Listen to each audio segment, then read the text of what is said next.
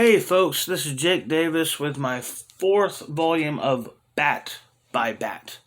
And tonight I'm talking about the Michael Keaton era, or the Michael Keaton volume of this particular era. Michael Keaton, well, let's see. By the time we get to 1989, the super campy era of Batman has been played out. It kind of feels like it's a burnt out thing, but with the huge success of movies like Ghostbusters, Blues Brothers, and The Golden Child, uh, a big budget comedy Batman movie doesn't seem too far off. However, people like Michael Uslan and Benjamin Minkler are floating around there, and they get floating around and get in the eyes, get in the ear of Warner Brothers, and get the script written by Sam Hamm, and the ball starts rolling on the darker take for Batman, and then up-and-coming filmmaker Tim Burton gets attached. Tim Burton then casts Michael Keaton. Now, Tim Burton said before what he wanted about Keaton is he thought Keaton could be unassuming, but dark and humorous and vicious and all these kind of versatile emotions that he wanted from his Batman. And I dig it. And the outcry was huge. People thought he's too short, he's too skinny.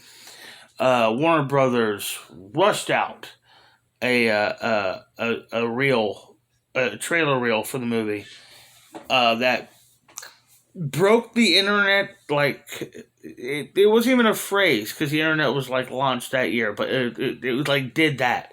I mean, people were ordering VHS copies of this 80-second trailer just to get a glimpse of the upcoming Batman movie. Michael Keaton is the Batman movie, which starred, of course, Michael Keaton and Jack Nicholson as the Joker, Kim Basinger as Vicky Vale, Billy D. Williams as Harvey Dent, and Pat Hingle as Jim Gordon, and Michael Goff as Alfred, who would be the only two actors who stayed on for the entire Peters Gruber run. John Peters and Peter Gruber were the producers of the four Warner Brothers films, which stretched from 89 to 97, going through two directors and three Batmen. But yeah, we'll get through those as we get through those. It's amazing. It's always been not amazing, but funny to me that the two oldest actors cast for this original film, as far as actors cast as characters who you expect to come back for sequels, were the only ones. Kim Basinger and Michael Keaton, decades younger than both these guys. They were out long before Goff and Hingle were. Now, Batman, when it came out, was one of the most hyped movies in movie history. And it just blew. I mean, there is, in modern times, right now, as I'm recording this, Spider-Man No Way Home is huge. It is breaking records every day. It's one of the top 5 highest grossing movies domestically of all time, and one of the top 10 highest grossing movies worldwide of all time. And those, even though post-pandemic, it's been a while since we've had a record-breaking movie like this, the truth is, these seem to be records that were being broken every year for a good 10, 15 years even, period. So it's kind of hard to really explain to someone who wasn't there the level of anticipation, because the word hype seems almost negative, because there was hype, but there was legitimate anticipation. I remember as a 4-year-old boy, crowds of people just standing around the poster, cardboard cutouts of Nicholson and Keaton as Batman and Joker, everybody at like preschool. I was in preschool at the time. I had two working parents, but yeah, everybody had Batman shoes, T-shirts, lunchboxes, backpacks, toys. I was the kid who had all of those, but there were other kids who had those things too. I mentioned Batman shoes and ate Batman cereal. I ate the Batman cereal. I remember that. Batman was huge. It was really hard to properly translate how huge Batman 1989 really was.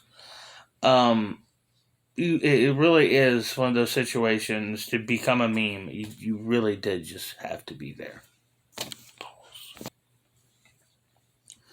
So Batman comes out.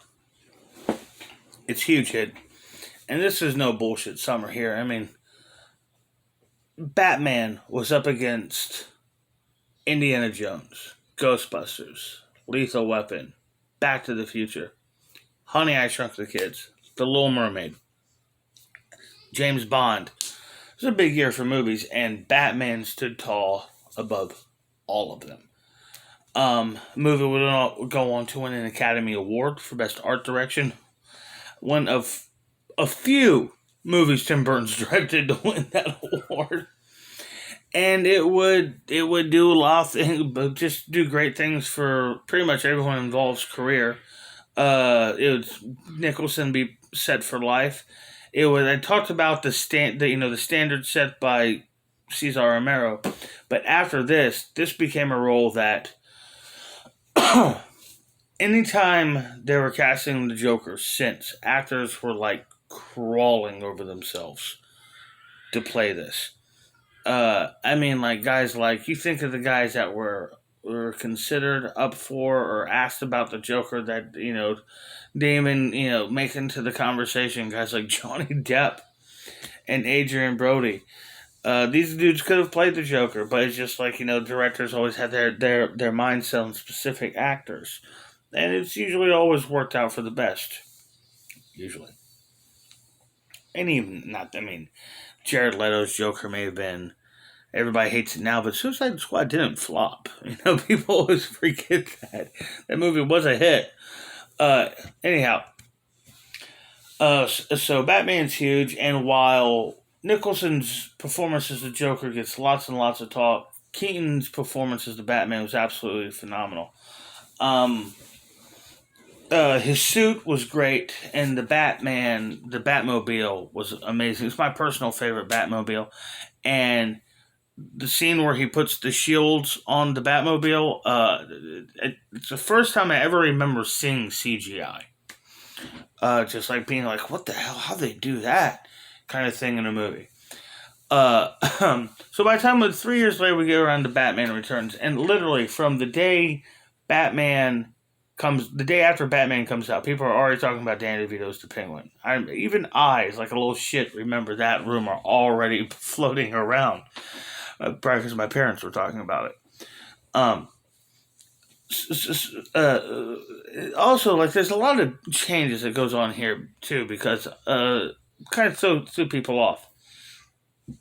Now, Kim Basinger doesn't come back as Vicky Vale. Alexander Knotts, Robert Wall doesn't come back as Alexander Knotts, and Billy D. Williams doesn't come back as Harvey Dent, which is kind of threw everyone off. Especially Billy D. and Robert Wall, because Billy D. was assuming he'd be asked to come back as Two-Face eventually, and Robert Wall, who was supposed to get killed off in heroic fashion in the climax of the first film, they liked his performance, decided not to kill him off so they could bring him back for the sequel, but then decided not to bring back Kim Basinger, so why bring back him? So they kind of screwed him over by cutting his. He could have had a heroic death scene, So by the time we get to part 2, we bring in the Penguin and Catwoman. Penguin played brilliantly by Danny DeVito, and Catwoman played perfectly, yes, by Michelle Pfeiffer. We also bring in Christopher Walken as Matt Schreck. I should also point out, what's his name? Wall played Alexander Knotts in the first film. Alexander Knott, both just were throwbacks and love letters to Tim Burton's appreciation of old golden Hollywood. Knotts was a character actor from the 30s and 40s and maybe even the early 50s. And Matt Schreck famously played Count Orlok in F.W. Murnau's legendary Nosferatu, and he was also a real life vampire. So, Batman Returns was a Christmas movie. Hey, beautiful. You want to say hi? Before I pause this? Nope. Nope. Nope. I thought I paused it. Okay, I'm going to wrap this up. So ultimately, Tim Burton's success was his undoing. Because with Batman Returns, he wanted to really break down the kind of story he wanted. He wanted to tell like a borderline horror movie. And both his Batman movies are on like a tipping point. If they leaned one way or the other, they would have been full-fledged horror films. Pain in the eye. Anyhow, so, after Batman Returns comes out, and it failed to have the repeat box office success as well as the home video success as the first film did, the decision was made by Warner Bros. To go with a lighter, more colorful, more comedic, more family-friendly, Dozer-esque tone. A decision that ultimately pushed out both Tim Burton and Michael Keaton from the films. Ultimately, when it comes down to it, the Tim Burton, Michael Keaton eras were something special, kind of watermark in the era of superhero movies and franchise films, and really kicked off exactly how big movies of the 90s were going to go. The villains were all three great. The use of character actors like Jack Palance, Tracy Walters, Vincent Schiavelli, Michael Murphy were done all so well.